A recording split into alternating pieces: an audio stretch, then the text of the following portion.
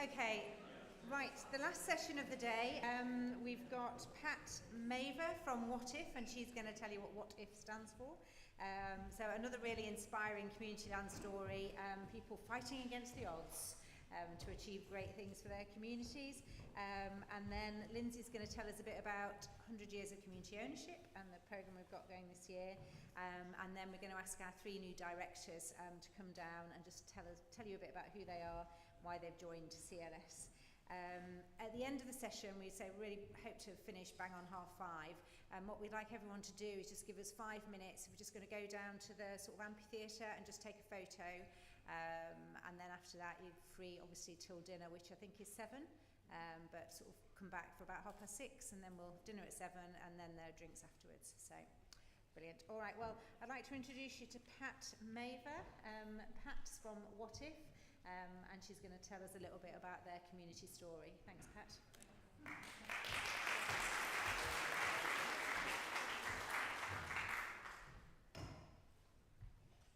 Hi everyone, as you can see, my name is Pat, and as Ailsa just said,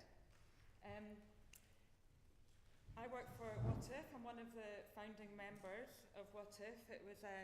I was one of 4 women that put their heads above the parapet years ago and said, we'll sort this out amongst a room of community council with lots of men screaming and shouting at each other. So that was a few years ago.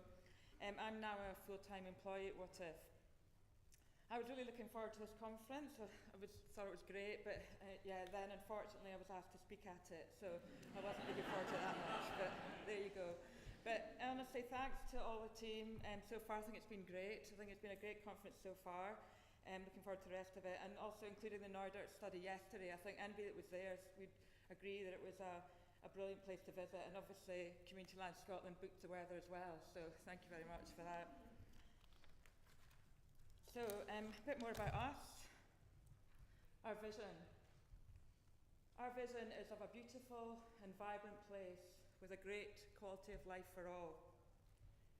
What If stands for Wolfords, Auchengray and Terbrats Improvement Foundation. We're a community development trust. That represents the 3 villages within our area, but lots of other settlements as well. You wouldn't believe how many times I've been approached and been told, you've missed the H out of What If. But no, that is the correct spelling. Our area.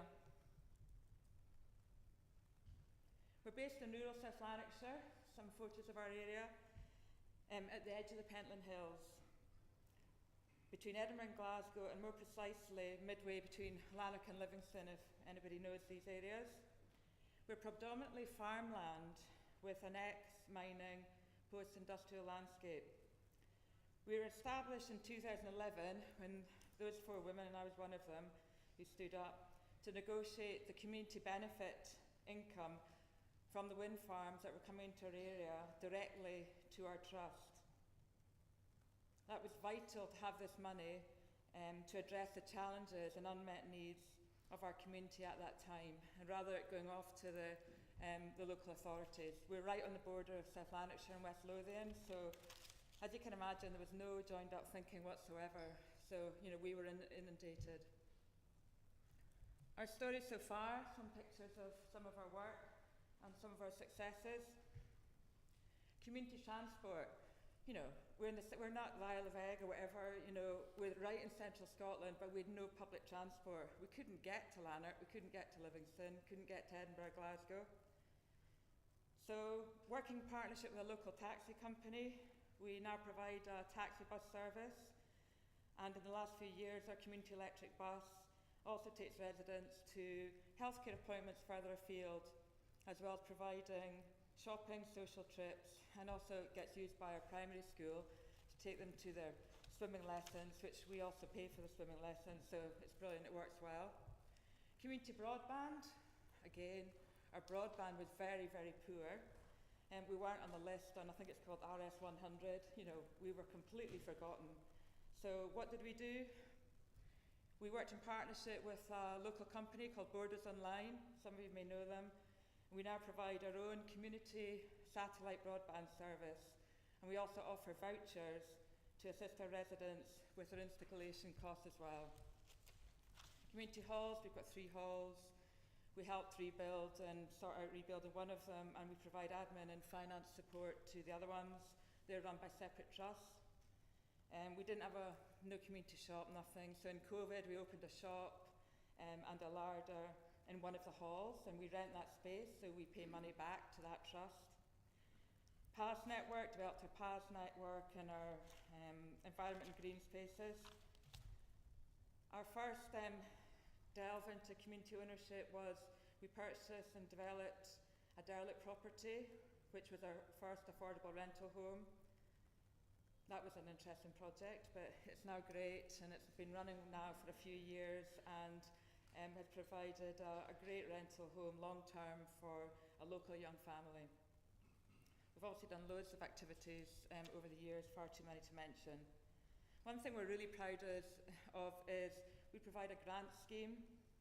We provide grants for further education, driving lesson grants, local community improvement grants, and just recently we've set up crisis grants, and we're working in partnership with our local Citizens Advice Bureau to help distribute those crisis grants. So that's over 100 individuals and organisations that have benefited to date, with over £180,000 awarded to date.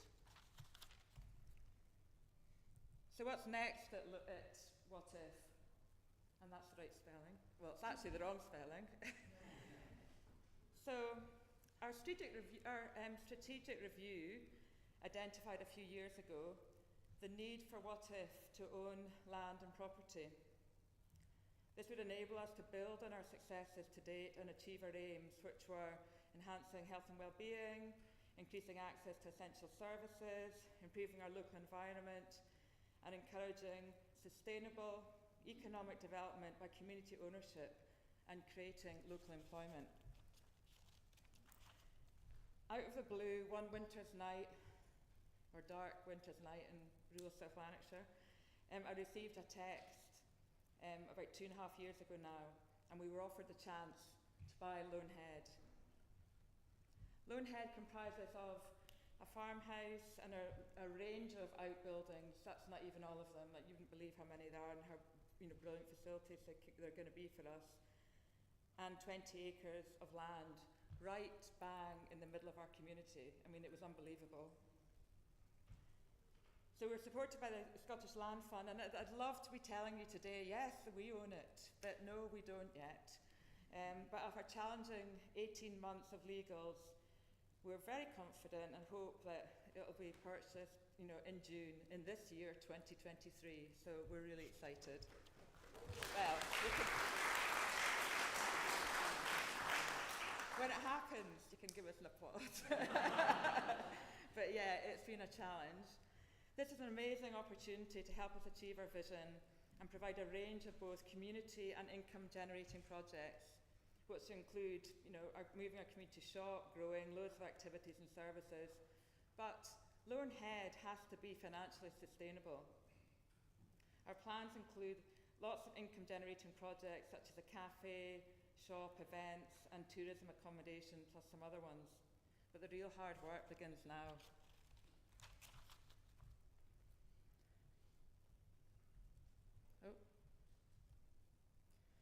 So final thoughts and lessons learned. So some of the things that I've learned over the last few years is build community support, target easy wins to gain momentum if you're at the start of your journey or throughout your journey. I was saying to somebody earlier on, one thing we did was we just planted up, planters outside the villages, underneath the names of the villages, and oh my goodness, everybody thought we were amazing, and it was such an easy win. It worked well, Keep talking, keep engaging continually with your community, your stakeholders and partners. Bring them on your journey with you. Some of you here are probably the drivers, most of you probably are the drivers, but your passengers need to guide you in the direction of the travel. Lay solid foundations, be it governance, finance, all that boring stuff, I hate it. operations, I hate that even more, land and property. Get it right from the start. Take the time, I've learnt that, I'm one of these people 100 miles an hour. Take the time, slow it down if necessary. Make sure it's fit for generations to come. Example we had at Loanhead, it's an interesting one. Our right of access, we found out in legals that the people we're buying off didn't own the whole right of access, so it was like, we have to get this right. We can't just have the right of access, we need to own the whole part of it. So ended up finding out that the neighbouring farmer owned the right of access, so you can imagine how long that took negotiating that. So, but it was, I felt and the board felt it was vitally important to make sure it was right and fit for purpose for generations to come. It's not about us, it's about the next generations. And then last top tip, which is why this conference is so brilliant, learn from others and always ask for help. Community land ownership is not an easy journey. In my past, a property past, like Ailsa here, I've probably completed over 1,000 property transactions in my day. I'm not a young person, including some very complicated ones. But the purchase of Loanhead far outweighs them all. Surround yourself with people who you trust to help and support you, and fill the skills gap. The skills are out there, just go out and find them, they're there. I'm always learning from others, and I'm always asking for help as well. So that's me. I hope you've enjoyed our journey so far. Thanks very much for listening, and please don't hesitate to contact me if you want any more info or any help. I'm happy to help. Thank you.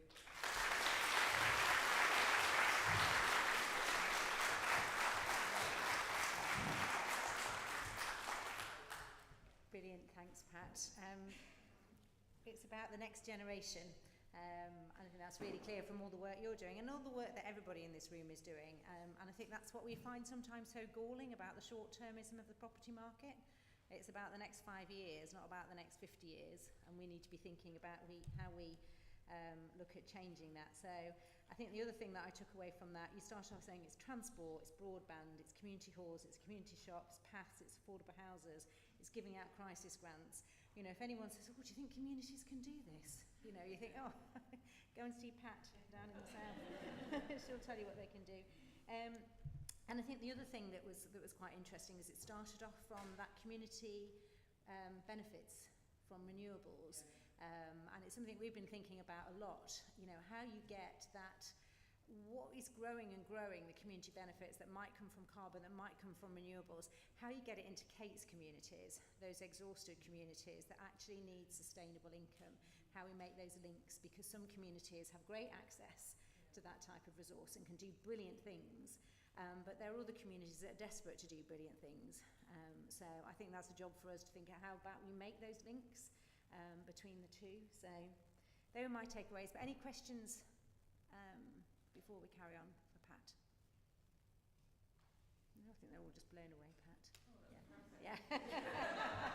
Should I hope there are no questions. So, right, I'll ask you to stay there if that's okay. And I'm going to ask Lindsay to come up and talk about 100 years of community ownership. Thanks, Lindsay. So you'll have seen one of the themes of our conference this year is marking the centenary, so maybe you're wondering what that's all about.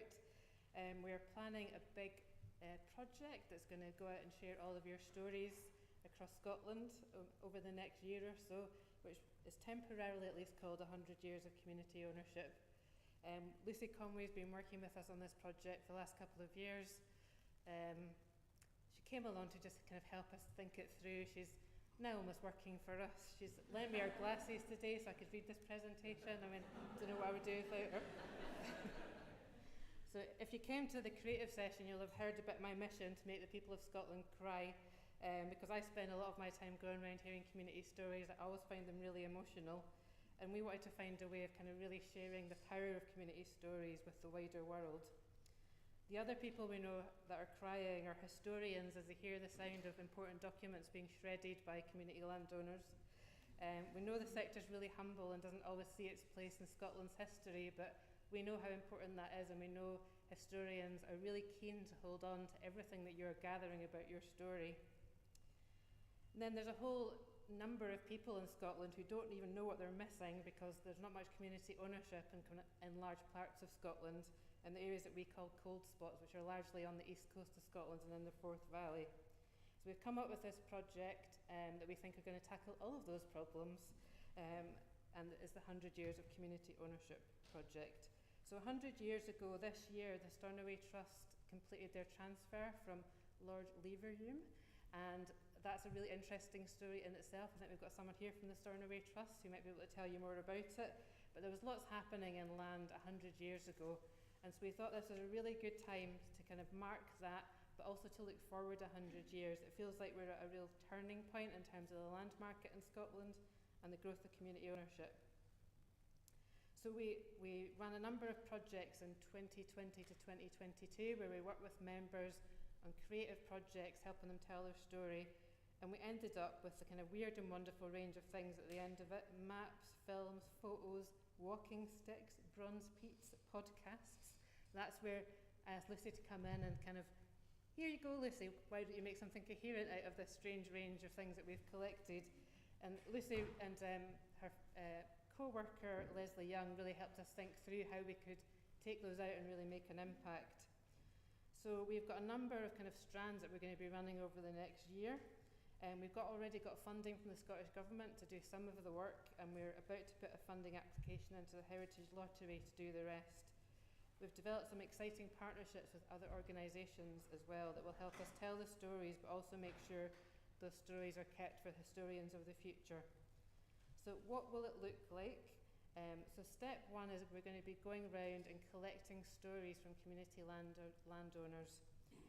The idea is we'll have story catchers who'll be going out in an electric camper van, and they'll be teaching our members oral history techniques so that you can collect stories from your communities. These days you can collect these stories through iPhones, so we'd be really keen to hear if that is something you'd be interested in being involved in, whether that would be a useful thing to you to collect the stories. We're also really keen to get children involved in that story collection, and we'll also be going around kind of sneakily picking up archives and objects into the camper van for our future collections. We're going to be working with a couple of universities, hopefully, and this has really come about through the Community Land Ownership Network, academic network. They're hoping to hold archiving ceilidhs where they'll work with communities to embed techniques around community archives. We're also going to be commissioning some new work. So we've got, as I mentioned, we've got this collection of works, but we're going to be commissioning new work so that we can tell this kind of complete story of community ownership. And then Community Land Week will be coming back this year, but it'll be Community Land Fortnight. We're going that big, we're going for 2 weeks this year. The Scottish Government has given us some extra funding for that, which we'll be using to give out more bursaries to communities, but more excitingly creating some 100th anniversary bunting. Very excited about that. We'll be creating a website as well so we can tell all these stories to people that can't actually physically maybe attend some of the sessions, so people will be able to go on there, hear communities speaking about their community ownership journey, watch films, look at photographs. We're hoping to have a series of discussion-based lectures as well, so we can get those discussions going about what we want the next 100 years to look like. And we'll be going into cold spots, telling inspiring stories. Hopefully we can get the East Coast warmed up a little bit. And finally, and really excitingly, Lucy has been able to pull off a bit of a coup. She has persuaded the Travelling Gallery, which is a touring art bus, that they should go out and tell this story next year. They're going to go out and take their bus around various parts of Scotland with the stories, with some of the objects, and share your stories with everybody, and hopefully that will end up at the Edinburgh Festival. And Lucy tells me the art bus is about the size of the Screen Machine, if you've seen the Screen Machine, and that will be driving around Scotland next year. So between all of those things, we will get to most of Scotland over the next year, or so the staff team's going to be out and about a lot. Lucy tells me she's going to give me a camper van for a week to do whatever I like with, which I'm quite excited about. We've also developed a partnership with the National Museum of Scotland and National Libraries of Scotland, who will take a lot of what we collect and hold on to it for the future. And we're also hoping to look at how we can help communities develop their own archives so we can keep some of these stories close to home. So hopefully we'll be setting everything up ready for everyone to celebrate the 200th anniversary in 100 years' time. So really keen to hear your feedback and if you've got any questions about this project that we're planning.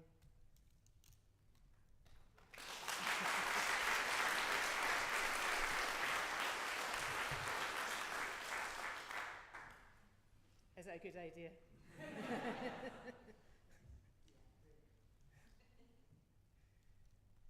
Do you think that oral history part of it, do you think that's something that you'd be interested in? Because I think that's quite critical to the way that Lucy has planned the project, that we can go out and we can get all of you to be collecting the stories from your own communities.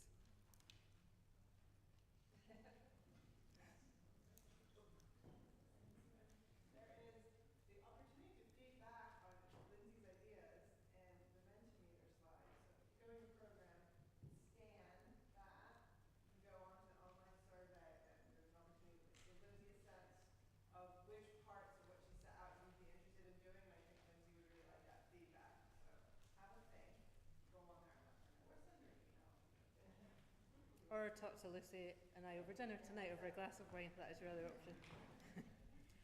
Brilliant. Thanks very much, Lindsay. Great.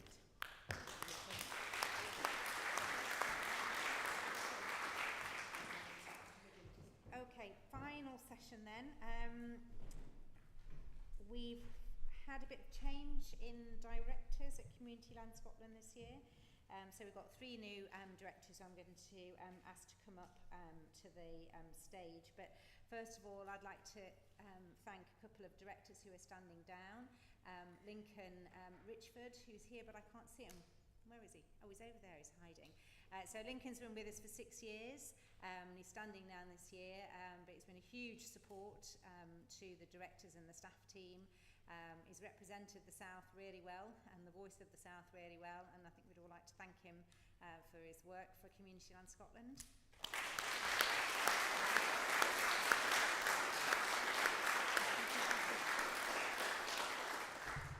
And then another director who unfortunately can't be here today, many of you know Martin Avila, who was at Kinning Park and is now is at CEIS, and Martin's also stepping down.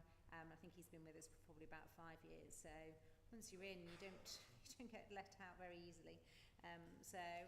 But I'd like to introduce our 3 new directors, Kate, who you've heard from today, and Bridie from Edinburgh, and John from Ullapool, if you're happy to join us on the stage.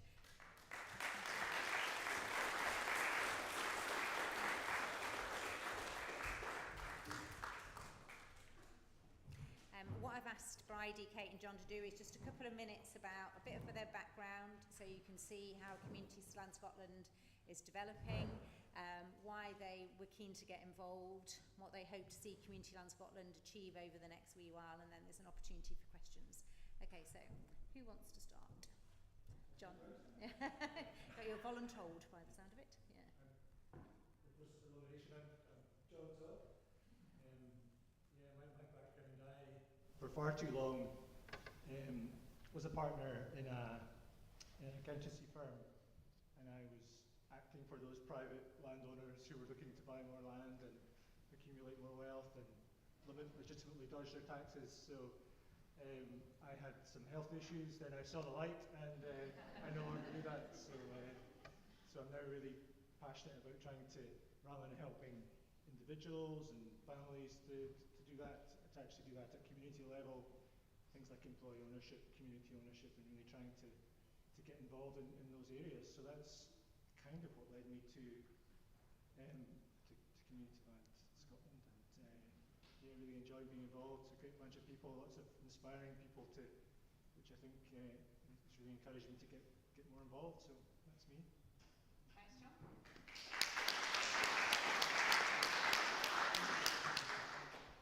It's very humbling to join a board of such interesting folk, and I think both Kate and I do find sometimes it's like a masterclass in various things. So we feel we're both learning a lot. And maybe to say, when I moved to Scotland, I knew nobody as well. It was a way to get to know people. So, I think one of the really brilliant things about Scotland at the moment is a place where if you follow through on what you say you will do. So I helped somebody on the board, and that got me my first reference. I think that ability to actually do things from wherever you are, I think is really interesting. I think it's a whole emphasis on place. and a sense of connection with place. So my own background is I'm actually Irish. Had lived in London for a long time and worked both in big things, but I really like small things because they move fast. So I think that's one of the things about Community Land Scotland. Things are often very fast and agile. I have been involved in the startup of a few things in terms of charity and community spaces, for example, in the drug space, in the art space in terms of film. But most recently, I was actually involved in a piece of work in Broomhouse. This is an area of high poverty in Edinburgh. Edinburgh, but not as people know Edinburgh. Very diverse community, almost 20% non-white British folk there. It's very affordable housing, so actually people of colour are moving in with many different languages, and meanwhile you've got communities that are very injured in terms of the past, people placed there due to housing that was again affordable, but actually there was often sort of drugs or alcohol problems in the community. A lot of people died to HIV and AIDS there in the early 90s. But actually that ability of that community to get organised and be involved in the development of an asset was so inspiring, by having local people on the board to help guide us, and actually quite a lot of parties. Food and community activities outside helped people negotiate the space and connect with it rather than it just being the chosen few. So the street party was a really big part of every year. We managed to achieve that build. So I think in joining the board, I would really like to see partnerships between rural and urban, because so many of you here inspire us in urban communities in terms of the optimism and the skills that there are. Could there be partnerships? There certainly can be, at least in the visits between those things, and there's the resources, the grants to make the visits between the two. Because our challenges, the big challenges in a way, planetary around climate, but also that actually, during COVID, we have seen resources just go away from ordinary humans. That the cost of living crisis is not going to go away anytime soon. So I think resilient people in resilient communities that address the trauma within those communities by working together and supporting each other are really powerful. So it's really humbling to be involved. Thank you.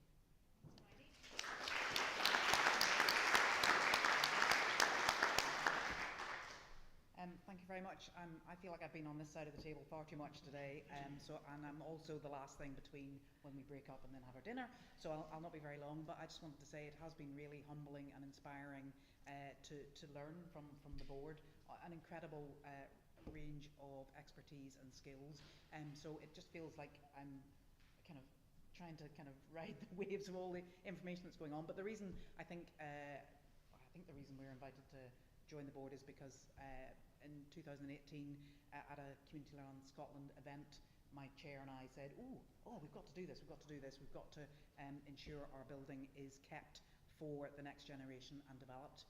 And I think it was about that whole idea of how you engage people with a place, how you inspire people about a place, and then the ultimate aim of that is to be able to shape it by owning it. And I was thinking, why was this so important to us? I think in an urban setting it's really interesting, but then I was thinking, why is this so important to me personally? And I was reflecting back in, I trained in fine art back in the 80s and then moved back to Belfast in 89 when property was not very valuable, and a loose collection of young people, of which I was one then, no longer, but we got a lease for 12 years on a building that we shaped and ran ourselves, and whenever you're 21, 12 years feels like forever. But unfortunately it's not, and that building went, and I'm now starting to reflect what would have happened if we'd bought that building, and I so wish we had. So I hope, this being here in this room and hearing all these voices from Scotland is so inspiring, and I hope we as custodians can encourage that.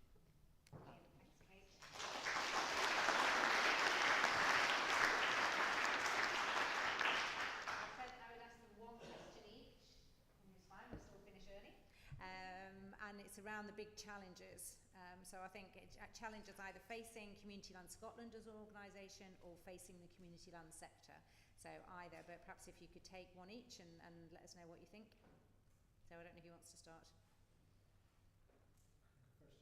First, the Whitehall, it's been discussed quite a lot today, the concern around, already we have a concentrated pattern of land ownership, and we see that moving from, I guess, the traditional landed gentry to corporations looking to greenwash and whatever. And if we talk about a 3 to 5 year timescale, the concern is that if nothing is done, then that trend is going to accelerate. And yeah, so the need for much more community land ownership, or these people not being able to buy land, how we do that, and just see that as a big issue in terms of, yes, there's a climate emergency, but getting the community land and community ownership is a key part of that. Otherwise, we could see quite frightening scenarios when our land is being owned by pension funds and financiers, and seeing traditional Highland estates being marketed as being having green potential or natural capital potential, which wasn't the case a few years ago. It's alarming. So. I think a lot of you will be with you there, John. Bridie. I think, just to say, really, one of the really big challenges. I think mine's almost an opportunity and a challenge. I think it's get organised, because I think there's a lot of potential, specifically in the community wealth building legislation that's coming forward in Scotland. The opportunity to hear from the Commissioner for the Future from Wales, and they were talking about how they've really put well-being at the core of the way structurally Wales is looking at itself. But what's really interesting is hearing how communities are using it themselves, particularly around well-being. But the powers of community wealth building are actually around money we've already have, because we often think there is no money, but actually there are assets and there's resources in our what are called anchor institutions, which is a language in community wealth building. You know, the analysis of around Edinburgh, there's 2.5 billion worth of public infrastructure going in the next 5 years. Will any of that go into a just transition and people in areas of high poverty getting jobs? Not, unless we get organised. So I think, you know, where schools being built in your community, where your hospital is doing something in your community, or all of these different things, is actually make sure those private contractors are looking at jobs, at skills, is actually looking at all the pillars. So I will quote somebody else, Neil McEnroy, who's working with the Scottish Government right now. It's money scoochie nawa, is the Scots, is my Irish, is terrible version of that. But, you know, it's actually where are the resources that actually we can apply to these processes and to have optimism about that. And the biggest resource, I think, is people. So I think get organised. Yeah. Get organised, great. Kate? Yeah, so I think I want to steal a phrase of yours, Bridie. How do we get the ordinary humans and that enthusiasm on the ground to meet the rhetoric and the levers that are there, that we just haven't quite, just how do we bridge that gap? I think it's a real challenge, but I think that's what we're all here to do. Yeah, brilliant. Okay, thanks. I think we're going to finish up there. We're going to have the photo outside, so if you'll follow Meg, we'll only take 5 minutes of your time. I think tomorrow, if we can all make sure we're back prompt for 9:30 is when we're starting, and then we'll make sure that we can run to time. Thanks, everyone.